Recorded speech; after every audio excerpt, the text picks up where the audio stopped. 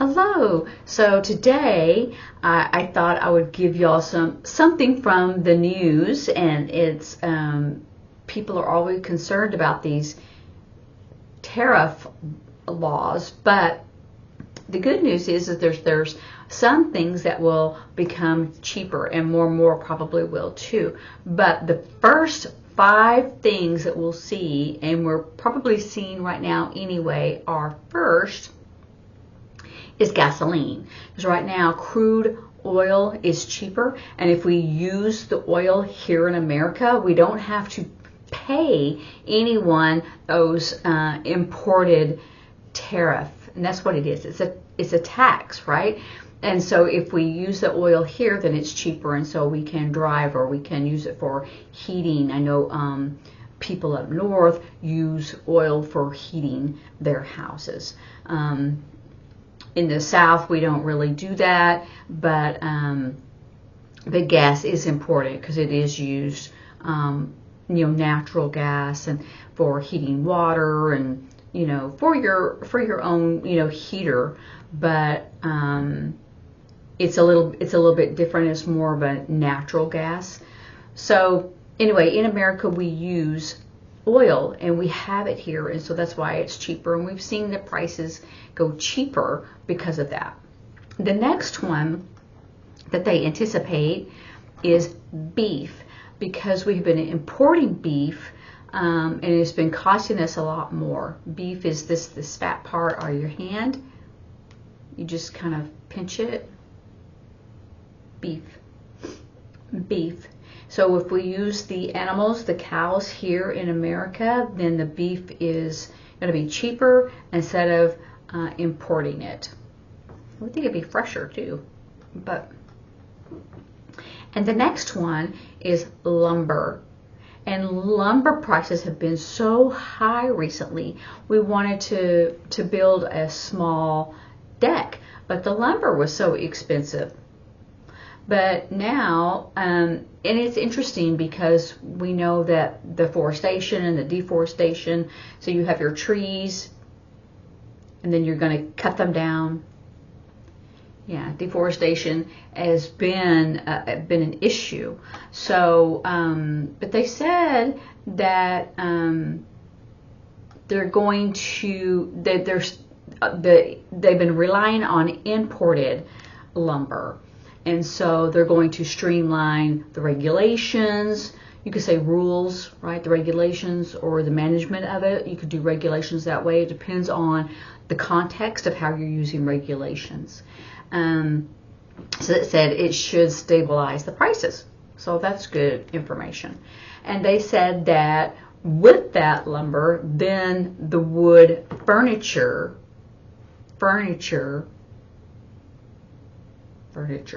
right? This is furniture, but you want to move it about because it's not one thing. So it's furniture. So it's all the things, in your house that would be, made from. So you say wood furniture, like your, and it's not this, that's family, but it's this. So this is like, I'm going to decorate this fashion. That'd be more of a curtains or wallpaper. But if you have your furniture, tables and chairs and a couch and whatever that is made from wood, so you would say your wood furniture, wood furniture, like you're placing it in different places.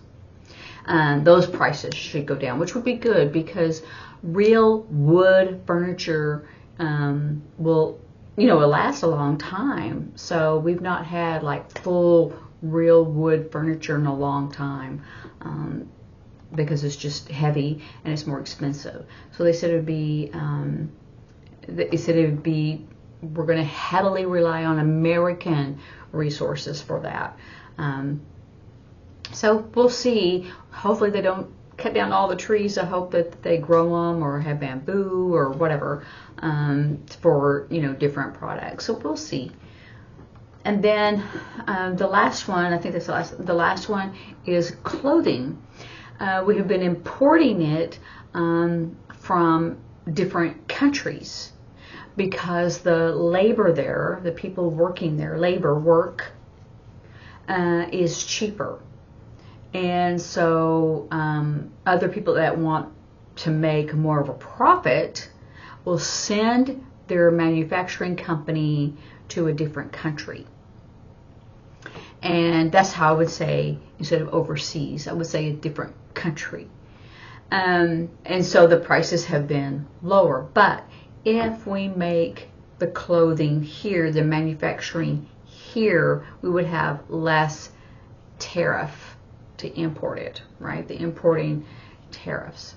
Now, some people, maybe argue it's going to be more expensive. Really, I don't know. But I know that before America grew cotton in the South, and then you can have linen, and that is made from plants as well. And then silk, worms, that's more fancy. You may have to import that. I don't think we have that, or they may be able to do that now. But many of our clothes are made from real plants that they make into material. So now some that are the, polyester, they can make that here in America. And spandex, the stretchy clothes, they could probably make that here in America. And the point is that to make it, less expensive and bring jobs to America is to have those manufacturing companies here, so we can do that, so that the tariffs, there wouldn't be any. So that's what they're saying. It should be cheaper and it brings back jobs. So we'll see how that happens, but those are the 5 things that they expect to have lower tariffs and lower cost, in the near future. So I would say, instead of in the near future, which is very, English, and I would say that's what it is. It's in the near future. I would say soon. Or in ASL, I would say soon. I wouldn't say that vocally. I would say in the near future. That's how I would say it in English. But in ASL, I would just do soon. We'll have that here soon. So hopefully soon. We should have it here soon. But in English, or if you were writing a paper, you would say in the near future. So soon, F hand shape, and you are just kind of brushing it. Soon. So that's what I would say instead of, because it's more clear, like in the near future. I would say, so hopefully that will happen in the near future, soon. You see the difference? So soon is more clear than in the near future, closer to the future. So that doesn't really translate very well. So just think about that when you're trying to do in a very English way, what would make it more clear, and you're thinking, but I don't want to talk that way, and you're not talking that way. You're communicating in their language that they understand clearly. And sometimes it streamlines it and it truncates it. So you can cut it, truncate, or I like to do, this is my favorite way of truncating. Truncate it. So you have it out here, it's big and wide, and it gets tighter. So I like to use that for truncate. So, and streamlining, smooth, it makes it smooth. All right, practice. I will see you later. Bye.